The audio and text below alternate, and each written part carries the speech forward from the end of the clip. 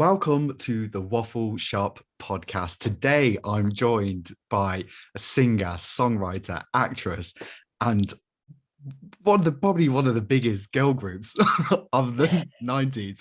It's the legend Lindsay Armaou from BWitched. Oh, Welcome to the hi. Waffle Shop. Thanks for having me. Oh, that's a nice Honest, intro. Thank you. honestly, I'm going to get it off my chest now, but I've been fangirling about this all day. Like I said, Have I've you? wanted you on the show for Oh, I so love it. long.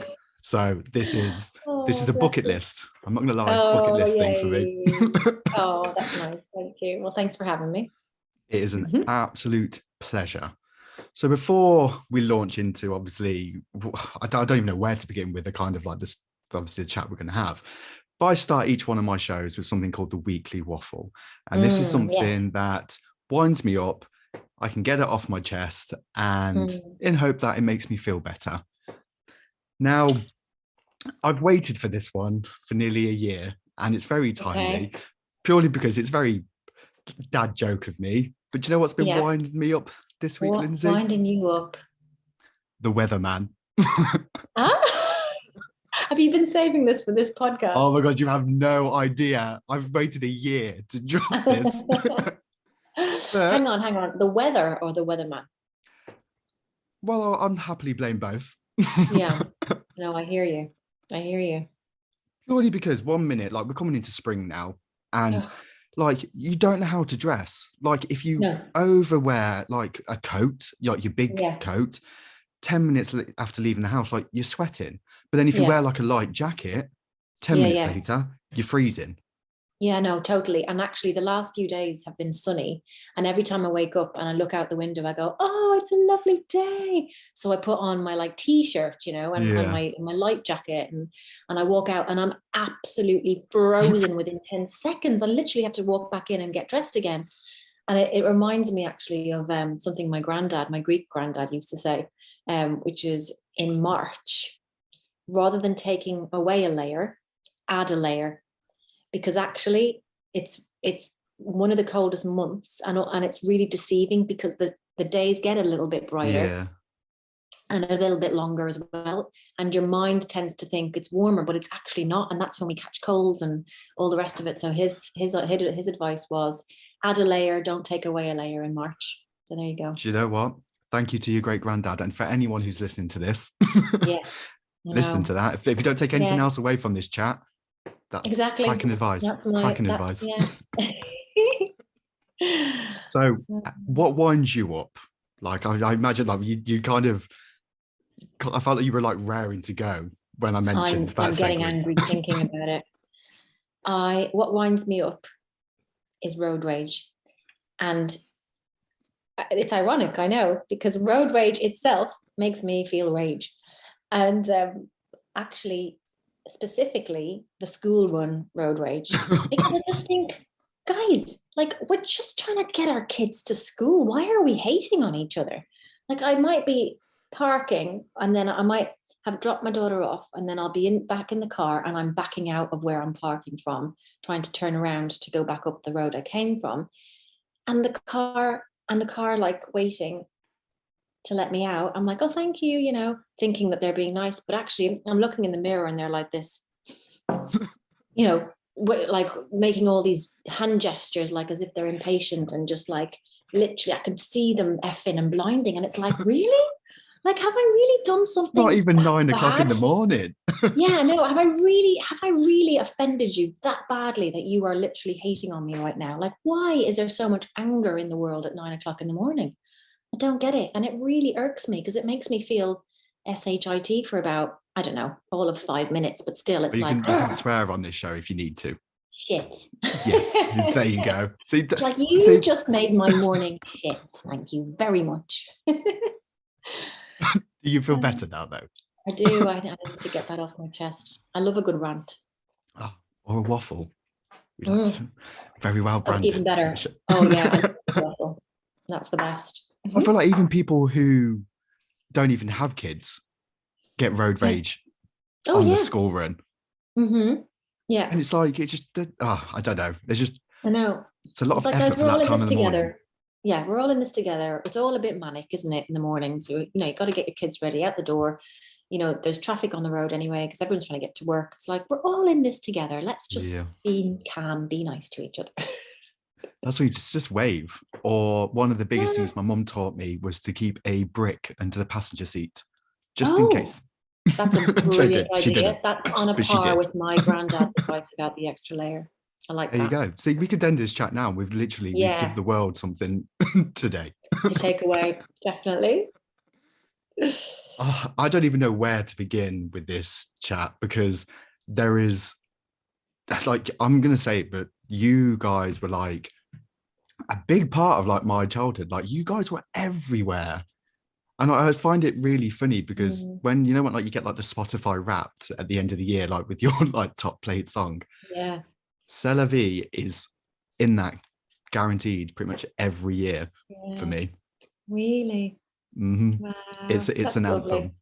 It's an Yeah, and you anthem. know, it's kind of only in the last sort of, I don't know, maybe 5 years or so that I've really realized that it's become a pop classic because it still gets played. Like it doesn't just Everywhere. belong to the 90s anymore. It does it. It's kind of, it still gets played at, you know, weddings and, Yeah.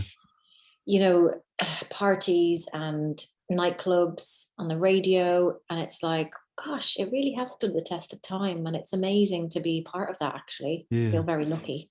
Did you know back then, like when like you heard it or in the like the process of obviously bringing it all together, Yeah. did you know it was going to kind of go on to have that kind of impact that it did?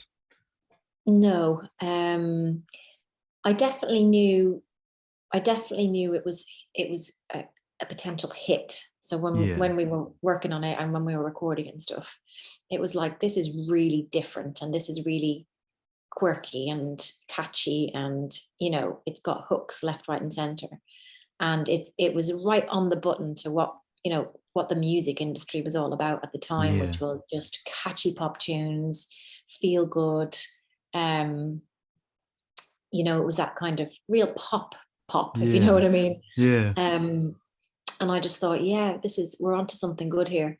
And then when we were promoting it, so we literally did so many nightclubs tours and radio tours up and down the country. We performed at school assemblies all over the country. Like, we really did a lot of groundwork to get our fan base up. Because Yeah. back in that day, it was like you had to do your real groundwork. There was no social media. You know, Yeah. you didn't just, I don't know, appear on a TV show and then suddenly have a high profile overnight. It was like you really had to work your way up and gather the fan base gradually. So we really did our groundwork. And then when it came to release date, it was almost like there's no real way of knowing how it's going to go. There's no Yeah. indication until kind of midway through the week. And on the Wednesday, you get like a midweek chart position within the industry. Like, it's not a public thing. And I remember we were in the studio with our producer, and he said, do you guys want to know the midweek? Because I'm going to get a call in a few minutes about the midweek. And we were like, oh, do we want to know? Do we not want to know? Do we want to know? Do we not want to know? Anyway, we decided we want to know. And so the phone rings, right? And you can imagine like the tension. Okay. So the phone rings and he picks up the phone and he goes, hello. And we're all like watching him, listening intently. And he goes, uh-huh, yeah. Completely deadpan, didn't give it anything away, put the phone down, and then went, number one, like that. And we were just like,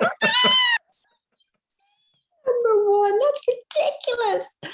And I think the moment was so overwhelming. I think I had to run out of the room and into another room and just breathe for a minute, because it was just like, what do you mean? How can we possibly have a number one hit just straight in first single? Like, it was just crazy. So yeah, it was, I mean, every step of the way was just a surprise to us. We didn't really go into the industry expecting anything. We didn't Yeah. really know. All we knew was that we loved to do this job, and you know, we had something. There was something that people believed in, you know, whether it was our manager or our producer. It was like there was something that they saw in us. And then we had our record deal, and it was like, okay, people are seeing something in us and we believe we can do it. we just have to keep doing what we love doing, which is, you know, keep writing songs, keep singing, keep practicing our dance routines, and just kept going. And that, Of and it quite kind of just, iconic dance routines now. Like you must look back now and be yeah. like, you started like a little bit of a movement, the whole like double denim, like Oh yeah. I mean, there's still people say now, like I'll hear every random, like people will still be like, I fight like my dad as well. Like, and Yeah. I instantly you're know. taken aback, like Yeah. Well, what do you to that like? moment. Yeah, definitely. And I think you hit the nail on the head there with the double denim thing as well, because that was another thing that we seem to be associated with quite strongly. Yeah. And it really, you know, in hindsight, really worked in our favor, because it was our thing. It was kind of like our uniform. It was what people thought of when, you know, Yeah. if you said denim, people thought bewitched. If you said bewitched, people thought denim. It was quite interesting actually. And yeah, it really suited us as well, because I think the type of band that we weren't really all about the glamour and the dresses and stuff like I feel that. We like were you were quite very tomboyish. relatable, like very Yeah, relatable on exactly. so many And different that's, levels. yeah, and I think that's another reason why the denim worked, because everyone has a pair of jeans in their Yeah. wardrobe. Everyone could pretend to be us or look like us or whatever if they wanted Some to. of us still do. Yeah. So it was exactly that. It was relatable. And I think we were quite relatable. We were quite girl next doorish. We weren't really about, like I say, it wasn't about the hair and the makeup, and but yeah, so it just kind of suited us. And also because we had these mad dance routines. So it was like, well, there's no way we can wear anything other than trainers on stage, because we literally were dripping with sweat every time we do Yeah. a performance, you know. That's how hard we worked on stage. So it was like, well, what goes with trainers? We don't really want to wear tracksuits all the time. So So it's it both was like, well, setting a trend casual, and yeah, practical at the same and time. practical, exactly. Well, there you go. You know, Do you know what? This is why I love killing two having these birds kind of with one stone. conversations, because like all these years, everyone's like, "Oh yeah, like it doesn't quite like whatever." Like there's always negative comments and stuff like that. But now Yeah, hearing it from I the people know. themselves, I'm like, well, See, actually, telling you, it's all about the comfort. exactly. I'm a huge fan of that. Yeah, I know. And to this day, like I wear trainers most of the time now on stage, because I'm like, I did try the whole tottering around on stage for a few years. And then I was like, do you know what? Like it visually it probably looks better, but I don't enjoy it as much because I don't feel like I'm really giving it loads on Yeah. stage. When I wear the right footwear, it just changes the whole experience for me. I'm like, yeah, I'm really feeling it now. I feel it rather than just kind of balancing on my stilettos, Oh, you well, know? Lily Allen did it as well, didn't she? She had the whole Yeah, like Air Max thing. So yeah. you, I know where she got it from. So Hmm. Yeah, oh, Lily Allen's cool. Mhm. love, huge fan of Lily Allen. Yeah, So I'm very open and honest when it comes to kind of like music being like one of the biggest coping mechanisms for me. Like I yeah, said, like Celebi and stuff like that. Like they're songs that really remind me of like the good times, and kind of like yeah, as soon as I hear like that, like it's an instant kind of yeah. smile on my face. Like it's like an instant good mood. Mm. I want to know like when, obviously from like a singer songwriter, like when you're kind of a little bit manic, or even if you're on the school run and someone's kind of Mm. swearing out their window at you, like do you have like go-to songs and albums that kind of bring the calm a little bit? Yeah, music is a huge mood changer for me. It can really like lift me out of a dark place. Yeah. Um, and it's different. I think it depends on lots of things as to what music I will listen to. It might just be an album that I'm particularly into at the time, and it literally Yeah. just transports me and just makes me completely feel like just because I don't know, this music just does something to you when you listen to it, Yeah. and if it connects with you, whether it's the music or the lyrics or just the vocal or something, it connects with you. It just brings you somewhere else, doesn't it? Um, at the moment, I'm really loving, and it's an old album, well, oldish album, but it's Yeah. Christine and the Queens. I'm really loving her It first album. tilted. Yeah, Yeah. it's I'm a fan. amazing. Oh, I love her. She's absolutely brilliant. She's got the dance moves as well. Have you ever seen like? She has. She's an Yeah. amazing dancer. She's so free with her dancing, isn't she? She's a Mhm. real inspiration to watch, actually, because she's so just doesn't conform. She's just Yeah. herself, you know. And that's quite inspiring. But yeah, and like I suppose my all-time fave artist would be Sheryl Crow. I love her stuff. I love her voice. I love Yeah. the laid back kind of feel of her, lot of her stuff. It's laid back yet gritty yet passionate. So I love that. But yeah, I think it just changes. And like you say, it's really therapeutic music, and it Mhm. really does have such a massive place in my life. And it's funny because sometimes I forget, like I've got young children now, 2 and 4, and for the past 4 years, my life has been so hectic busy because of kids and stuff, and just Yeah. that early kind of parenthood bubble, that I haven't really been listening to as much music as I used to. And it's only recently I've started listening to a lot of my albums, my favorite albums again.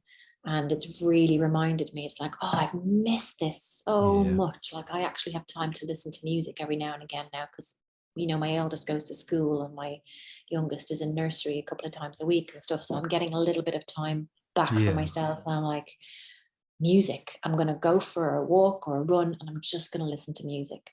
And even sometimes on the way to a gig, if I'm on a train or something like that, I'm just going to put my earphones in and I'm just going to close my eyes and it really does transport me. It's Yeah. amazing. No, Yeah. I love that. And I think especially this is, again, I'm going to say, but like, this is why I love talking to like musical guests that I have on the Mm. show, because I quite like to get into kind of like their headspace before they set up on stage and stuff like that, because Mm. obviously no matter like what level you are, like you must get like a little bit of like nerves stepping out onto a stage still. Mm. Like, I mean, you're obviously experts at it now, but Yeah. do you have any kind of like pre-stage like rituals or like songs that you listen to, or Mm. little kind of things to get you You in know that what? kind of zone? We have, so our only real ritual is that so when we're just about to go on stage, we say a little prayer together, and we will Like just that. huddle and we have a little prayer that we say, and we've done that since day dot, since way back in the day. Like, so it's something we've always done, and it kind of just focuses our energy within the four of us, because there's a lot of stuff going on backstage. Yeah. You've got sound people and you've got the stage managers and you've got people talking to you right up until the last moment, and so it can be a little bit frantic. Yeah. And it's the one thing that it kind of, when you huddle together, everyone kind of gives you that space because they can see that you're doing something. So it's like suddenly okay, it's the four of us again here, and it just kind of focuses that energy, and then we're ready to go. And that's all it takes, Yeah. but it is It's kind of quite, like grounding, isn't it? Yeah. Kind of like, yeah, it's really especially because grounding. you're all like in that same situation together, obviously. Yeah. You are like kind of like sisters, aren't you? Like when you Yeah, obviously you've been through like thick and thin together. absolutely. So Yeah, no, yeah. it's actually really refreshing to hear that that's kind of Yeah, like what you do. that's what we do. And you mentioned, is there any song that we listen to? We don't anymore, but when we were back in the day, I always say back in the day, when it was like the 90s, but back in that era when we were working as a band, because then there was a Yeah. period of time after that we didn't, and then we are obviously back working again together now. But back in the day, we used to listen to "Tearing Up My Heart" by NSYNC. that used to be our Love that. pre-stage song, because it really just got us in the mood, and it'll help it. Like we'd jump around the dressing room dancing to it, "Tearing up my heart and I'm with you." It was just like our little feel-good song. Love So that that. was quite funny, but we don't do that one anymore. No. So yeah, we can't really jump around You it can find a new sofas one, at our actually. age yet. With obviously we talked then about like kind of like stepping out on stage and stuff like that. I was very lucky to go to one of the first festivals that was allowed to go ahead Oh, were in before you? lockdown, and it Yeah. was actually that the Back to festival that Oh, you guys headlined. yeah.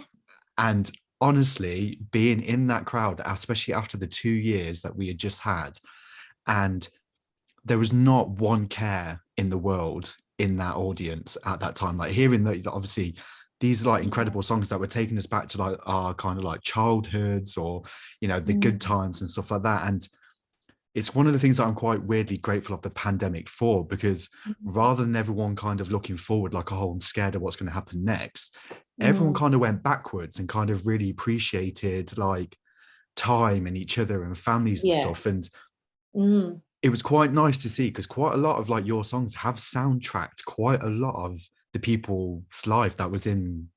I mean, I'm speaking from a personal experience, but like just seeing everyone else enjoying it, like what was it like, kind of, especially after the pandemic, like stepping out again? Like, was it? I can't imagine like the feeling stepping out on that stage again.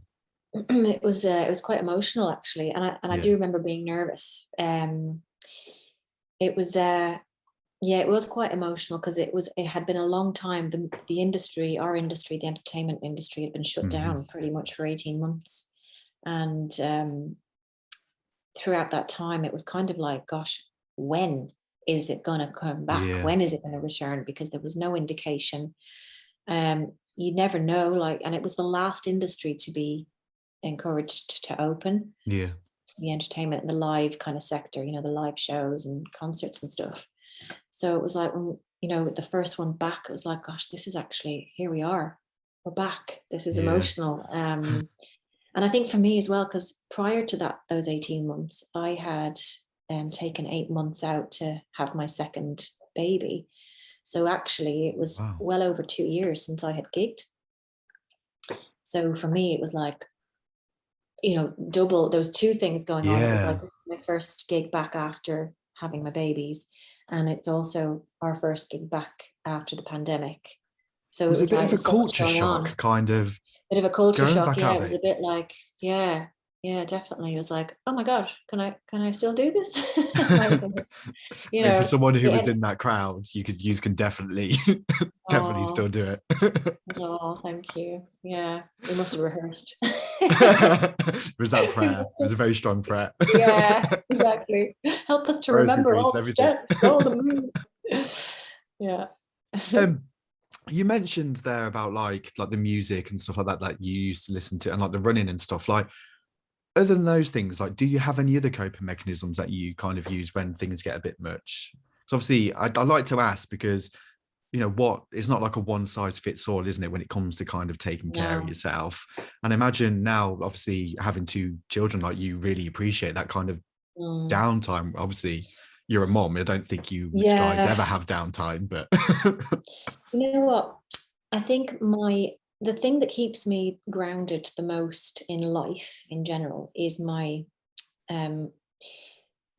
spiritual beliefs, and kind of tapping into that, and whether it's rereading a book that really connects with me, or whether it's meditating, or whether it's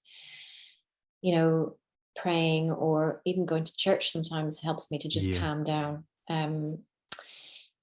It's that is the thing that really, really makes a difference to me. And actually I have to say, like, in my absolute darkest and most overwhelmed of times, I seem to turn to prayer, actually. And that is the thing that literally gets me through that minute. And I don't know where this comes from. Well, I suppose I do, in a way. My dad is quite religious. And growing up with that, and also then in Ireland, where it's quite a religious country, the religion is there. But having said that, I think when I was about 18, I completely went the other way, and I was like, didn't believe in anything like that. And then when I was 23, my mum passed away. And for me, that was a turning point, in terms of I was on the floor, I was on the ground, looking up, going, something, help me here, I'm really struggling. I just so young to lose a parent, and I just didn't know how to pick myself up. And I think at that point then I started searching, and I started reaching out for things to just guide me, to give me some sort of crutch, I suppose, to help me through that period. And the things that seemed to come my way were people recommending books and stuff like that. So I started to read a lot. And that's when I started to come across spiritual type books, and that was the thing that comforted me, actually. It really did, and I kind of really got into it again at that point. And then, after that, I think I've always used the spiritual side of things to help me through hard times, and it really does help me. It's not for everyone, and I totally get that. No, but you know But what though? It is, I mean, first of all, thank you for obviously for sharing that with me. But yeah. secondly, like, it is so refreshing to hear, because this whole journey of life, like, it isn't a one size fits all. And No. I'm kind of piggyback on the back of what you just said. And I don't think I've actually mentioned it on the show before. I mean, my mum was she still is a very religious woman. And there was a moment, she used to work in a Catholic school before everything happened. And when she was in intensive care and she was on life support machine and all the rest of it, there was a day where her school held a mass for her. And on that day, and a lot of people will vouch for me here, there was like her eyes started started responding. Now, I don't know what's up there. I'm not here to kind of say you need to believe in this, you need to believe that. But if that kind of thing gets you through, and it is that crutch, and it gives you that safe space and that comfort, there is no one on this planet that can tell you it's the wrong thing to do, because everyone needs those little kind of creature comforts. And there's definitely something there. And obviously I don't know what it is, but no, I really appreciate you saying that, because I wasn't expecting that. No, and it's I suppose it is quite personal in a way, but equally I'm more than happy to share it, because if it helps one person to maybe, Definitely. if that's something that could help someone else, then that's great. But yeah, I do think it's important to share. And I believe there is a power in prayer, and especially like what you just mentioned, where there's a mass prayer.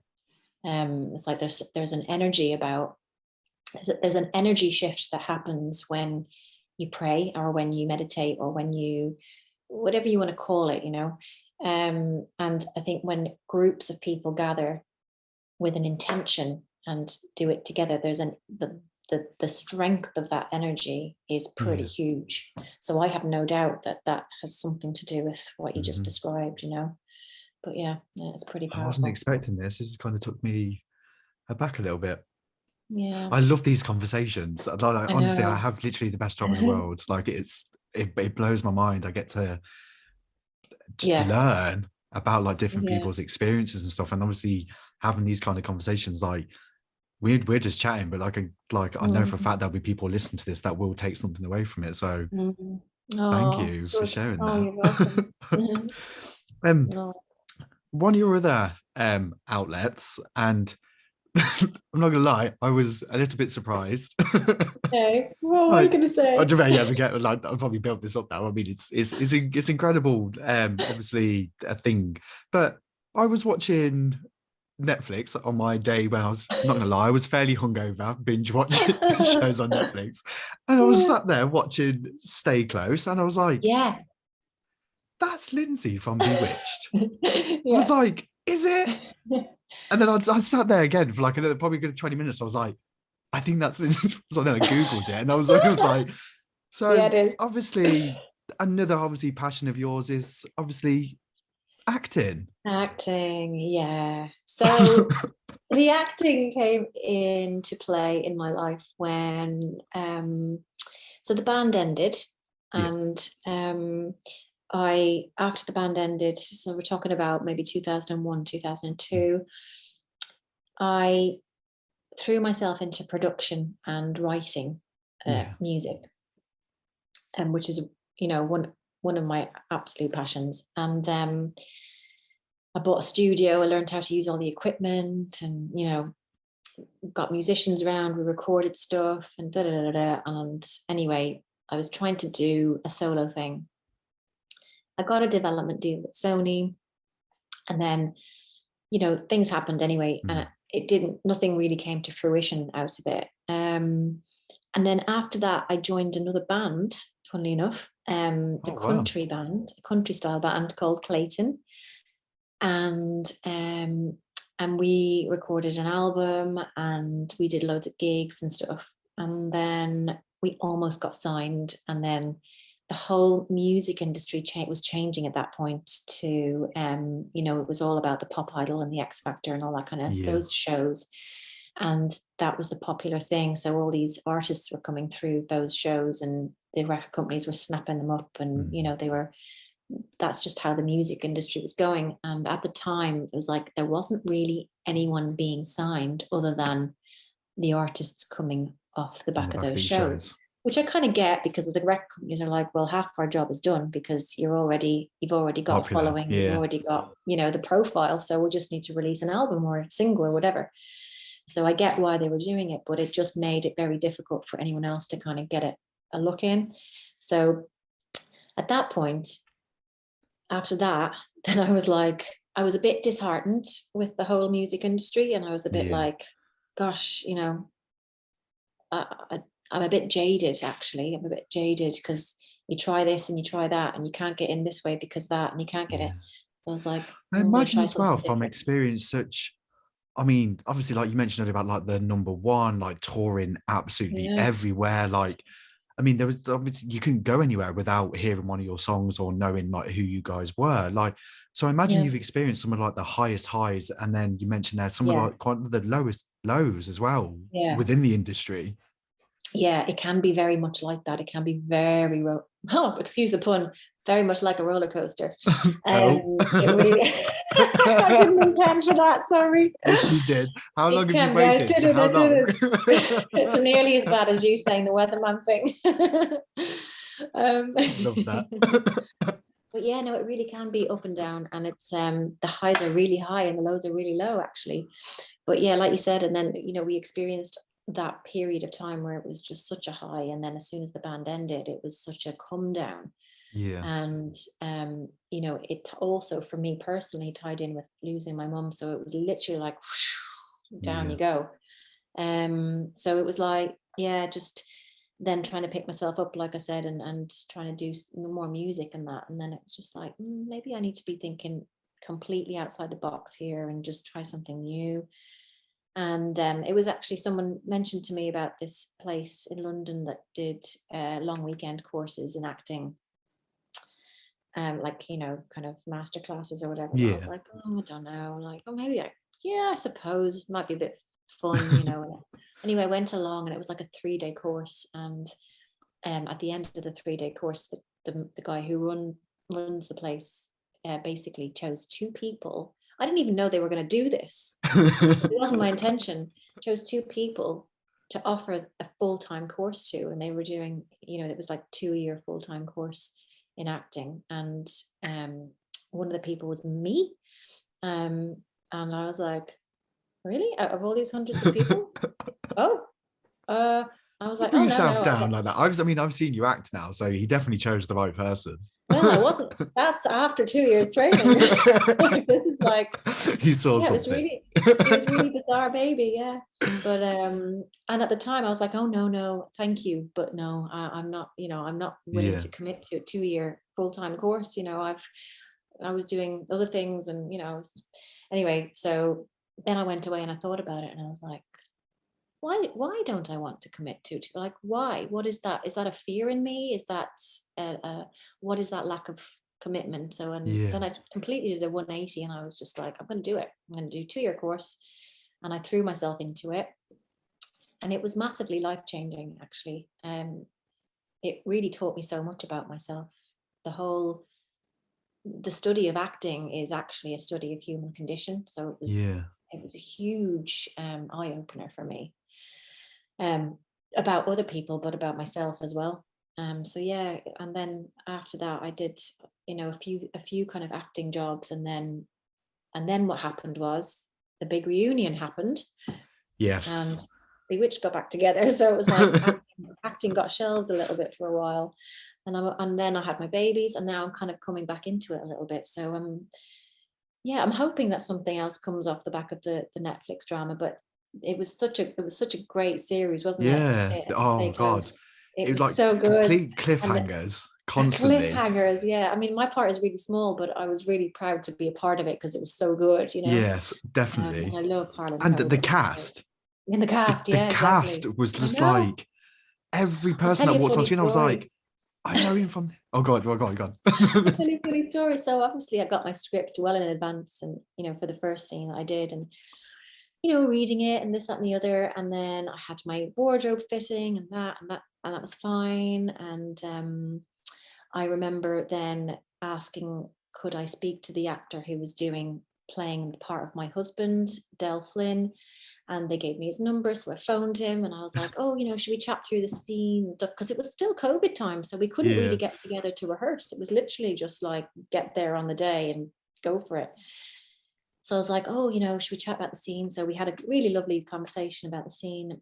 And then it wasn't until the following day, and I was looking through the whole thing, because there's 4 people in that scene. There's Broom and I forget the name of the other cop, but there's 2 cops and then Del and myself. Yeah. And it just dawned on me when I was looking at the cast that Broom was James Nesbitt. And this is 2 days before filming. And up until this point, I was like cool about it. I was like, this is gonna be so much fun, you know. I've spoken to Del, I've spoken to Ross, who's Del, and everything else. So I was like, and then suddenly, it's like James Nesbitt is in my scene. Oh my The God, James I'm really Ever. nervous now. I'm He really was in The nervous. Hobbit.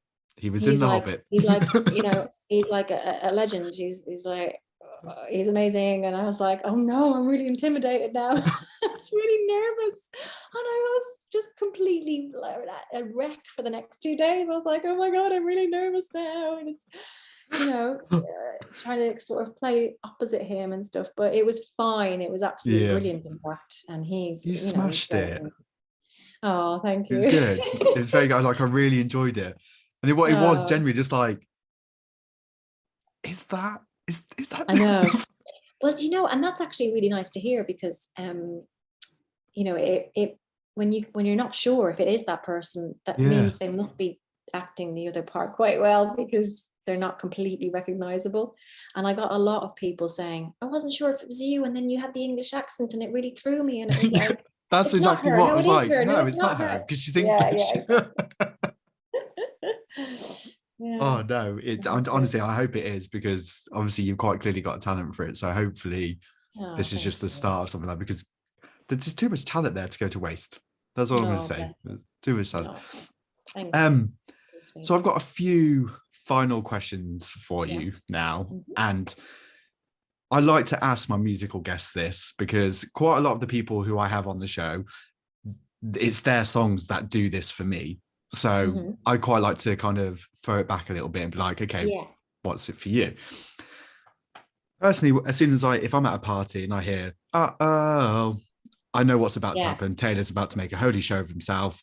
Can't Irish dance, but this is what's going to, I'm turning to Michael Flatley as soon as I hear this song. It happens. What song needs to be playing to get you on the dance floor? Oh, there's a few. My God. Okay, let's think. Oh, Now That We Found Love. Now that we found love, what are we gonna do? Yes. That one. Yeah. Okay, I'm a fan. Oh, what else? You know what would get me up? Something like Maria Maria by Santana, because I love a bit of Latino. Yes. Yeah, that would really, those guitar strings. Oh, definitely. Yeah, something a bit sexy like that. I'll be like, yeah, come on. Okay, I'm adding those to the playlist now. You've smashed that. I'm a fan of that. So on the flip side of that, when like you hear is there a song that when you hear, or a song that you can't listen to anymore because it brings out an emotion, like is there a song like that for you? Yeah, there's a song which is probably one of my all-time favorite songs in the whole world, but I probably haven't listened to it for 20 years because I just can't. And it's I'm Kissing You, you know, from the Romeo and Juliet soundtrack. And it's Desiree. Oh my God, it's just so emotional. I don't know what it is about that particular song. And then there's another one by Eva Cassidy, Anything by Eva Cassidy gives me Anything by Eva goosebumps. Cassidy, that Yeah. album. Yeah, but there's one in particular. I can't remember the name of it now. Gosh, it's gone out of my mind. But yeah, Eva Cassidy. Yeah. No, I'm with you on that one. To be honest, as soon as you said that name, I was like, I had like a little bit of a bit of a chill. Yeah, but that Desiree song is definitely. So there's a Desiree song, and I mean that is it's a beautiful song, but there's also a Desiree song, and I don't know why this sticks into my head every time, but as soon as I hear someone talk about it, I have to say it. But there's a song, you know, that live. Oh yes. No. Yes. There's a line in that song. It's like, I don't want to walk through the park. I might see a ghost. I'd rather have a piece of toast. Yes. Like, no one believes me, but that's the actual lyrics. Like, the if you Google the lyrics. And it's such a great song as well. I love that song. It's a banger.